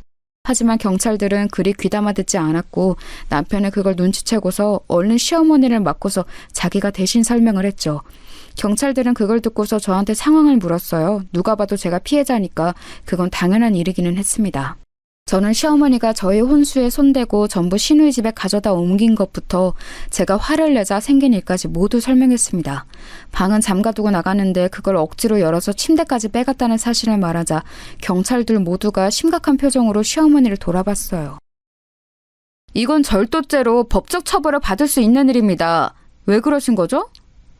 절도라뇨. 저는 그냥 제 집에 있는 물건을 딸에게 주었던 것뿐인데요. 아주머님 댁에 있더라도 소유주는 다른 물건이죠. 게다가 방문을 잠가두었는데 그거까지 억지로 열고 들어가셨다면서요. 내 집인데 왜 못 들어가고 내 집에 있는 물건인데 왜 내가 마음대로 처분하지 못하죠? 내 거실에 내 부엌에 있던 걸 딸에게 줬을 뿐이에요. 내 집 안에서 일어난 일인데 경찰이 무슨 권한으로 들어오는 거예요? 그러니까 그 말씀은 지금 여기 며느리분의 말씀이 다 사실이라는 거군요. 경찰은 한심만나는 듯이 혀를 찼습니다. 그중 나이 먹은 경찰은 고개를 저으면서 시어머니한테 충고했어요. 빨리 며느리한테 사과하세요. 법적 처벌까지 가지 않게요. 하지만요. 아니요, 저 사과 안 받을래요. 그냥 법적으로 처리해주세요. 절도하고 폭행죄로요. 제가 딱 잘라 말하자 경찰도 꽤 난처한 표정이 되었습니다. 집안 싸움에 자기네가 끼면 곤란하다는 투였죠. 남편이 그 기류를 읽었는지 재빨리 경찰한테 말했어요. 예, 이거 집안일입니다. 시끄럽게 해서 죄송합니다. 제가 어떻게든 이 두 사람 화해시킬 테니까 경찰분들은 그냥 가셔도 괜찮습니다. 죄송해요, 정말. 이거 참 어떻게 해야 하나. 제가 피해자인데 제 말대로 해주셔야죠. 저는 기가 막혀서 빽 소리를 질렀지만 경찰들은 귀담아 듣는 것 같지 않았어요. 이 자리에서 남자는 남편 하나라서인지 남편 말만 듣는 것 같았죠. 게다가 골치 아픈 집안 싸움에서는 빠지고 싶어하는 눈치가 역력했어요. 그런데 그때 열려있는 현관문으로 다른 사람이 들어왔어요. 훤칠한 그 사람을 보고 저는 너무 기뻤죠. 바로 큰사촌 오빠였거든요. 제 편을 들어줄 사람이 왔다는 사실에 얼마나 든든했는지 몰라요. 사촌 오빠는 경찰들과 남편, 시어머니를 보고서 제 흐트러진 차림새를 보더니 곧장 얼굴이 험악해졌습니다. 사촌 오빠는 다가와서 경찰들한테 명함을 주고서 자기소개를 했어요. 예, 사촌 오빠입니다. 무슨 일이 벌어졌다고 도움청에서 급하게 왔는데 어떻게 된 상황이죠? 법무사라고 적힌 명함을 받아든 경찰들은 좀 당혹스러워하더라고요. 당연히 변호사까지는 아니어도 법률 관련 일을 오래 한 티가 나는 사촌 오빠가 나타났으니 자기들이 일 처리를 미흡하게 하면 상당히 난처해질 것은 분명했죠. 남편도 사촌 오빠를 잘 알고 있었으니 당연히 당황했고요. 이직 전 원래 일하던 사무실에서 상사였으니까요. 일이 잘못되어 가는 것을 깨닫고서 시어머니도 당황해서 저희 얼굴만 번갈아서 봤어요. 저는 사촌 오빠한테 간단하게 지금 상황을 설명했습니다. 그 이야기를 들으면서 사촌 오빠의 얼굴이 점점 더 험악해져 갔고 심지어 저희 아버지가 고물을 모아 사주신 혼수를 신우이한테 멋대로 주었다는 이야기에 정말 화가 많이 난 얼굴이 되었는데요. 남편은 급하게 이런저런 변명을 늘어놨습니다. 그게 시어머니가 그러려던 건 아니실 거다. 정말 신우이한테 혼수 사줄 돈이 없었다. 저희 사정 아시지 않느냐. 참 말이 많았죠. 하지만 사촌 오빠는 그런 남편을 거들떠도 보지 않고 경찰들한테 집중했어요. 법대로 처리해 주실 거죠? 다른 건 바라지 않습니다. 아, 물론이죠. 물론입니다. 참고인 조사에서 절도죄하고 폭행죄 검토하겠습니다. 감사합니다. 남편과 시어머니가 기겁해서 경찰들한테 달라붙었지만 뭐 어차피 벌어진 일인데 어쩌겠어요. 저도 절대 선처를 바를 생각이 없었고요. 사촌 오빠는 저를 데리고서 곧장 시댁을 나와서 친정집에 데려다 주었어요. 아니, 너 어쩐 일이냐? 아버지가 놀라서 저를 보셨고 저는 아버지를 보자마자 눈물이 나서 견딜 수가 없더라고요. 얼른 뛰어가서 아버지한테 안겼고 뒤이어온 사촌 오빠가 사정을 설명해 주었습니다. 애초에 제가 유산했던 것을 알았을 때부터 아버지는 화가 많이 나셨었는데 이런 일이 생기고 나니 이제 아예 갈라서라고 펄펄 뛰시더라고요. 그로부터 며칠 뒤 남편이 초췌해진 얼굴로 찾아왔습니다. 경찰 조사를 받아야 한다는 사실 때문인지 얼굴이 아주 피폐해졌더라고요. 친정집 앞으로 찾아온 남편은 저한테 결국 고개를 숙였습니다. 여보, 미안해. 어머니도 미안하다고 전해달라고 하셨어. 어떻게 안 될까? 이건 절도죄라서 내가 뭘 어떻게 해줄 수가 없어. 그리고 내가 왜? 뭘 어떻게 할까? 바라는 건 다 해줄게. 남편의 기가 죽은 얼굴로 말했습니다. 저는 그 얼굴을 바라보다가 대답했죠. 합의는 해줄게. 그럼 판결 시에 참작되겠지. 대신 이혼하고 돈으로 보상해. 이혼? 꼭 그렇게까지 해야겠어? 그럼 내가 이 상황에 당신하고 계속 같이 살고 싶을 것 같아? 제가 그렇게 쏘아붙이자 남편은 결국 고개를 숙였습니다. 저희 친정집 창문으로 아버지가 험상궂은 얼굴로 내다보고 계셨고 이제 더 이상 저를 설득할 수 없다고 느꼈던 것 같아요. 그때 이혼을 결정하고 결국 합의혼을 한 뒤에 시어머니가 가져간 혼수를 돈으로 보상까지 받고 절도와 폭행권에 대해서도 바라는 대로 합의하고 선처해달라고 했습니다. 결국 그렇게 해서 그 징그러운 집안하고 헤어지게 되었어요. 개인적으로는 아주 깔끔하게 잘 헤어졌다고 생각합니다. 저는 그래서 지금 친정집에서 살면서 다시 사무실에 나가고 있어요. 사촌 오빠가 잘했다면서 사무실에 다시 나오라고 자리를 마련해줬거든요. 요즘 세상에는 결혼 안 하고 사는 것도 괜찮겠다 싶어서 현재 생활에 만족하고 있어요. 여러분도 만약 남편이나 시댁이 선을 넘는다면 참지 말고 떨쳐내고 나오시는 걸 생각해 보세요. 다른 인생이 기다리고 있을지도 모르니까요.